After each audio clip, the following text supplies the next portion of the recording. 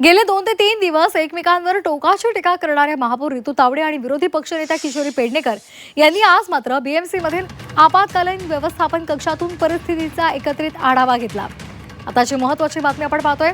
गेले 2 ते 3 दिवस एकमेकांवर टोकाची टीका करणाऱ्या महापौर रितू तावडे आणि विरोधी पक्षनेत्या किशोरी पेडणेकर यांनी आज बीएमसी मधल्या आपत्कालीन व्यवस्थापन कक्षामध्ये एकत्रितपणे या परिस्थितीचा आढावा घेतला।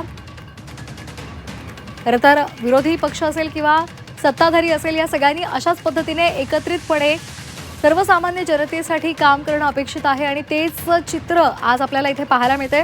एरवी आजी माजी महापौरांमध्ये जुंपलेली आपण पाहिलेली आहे, एकमेकांवर टीका टिप्पण्या त्यांनी केलेल्या होत्या। मात्र आज जोरदार पाऊस मुंबईसह उपनगरांमध्ये होतोय आणि त्यामुळे या सगळ्याचाच एकत्रित आढावा घेताना या दोघी दिसलेल्या आहेत।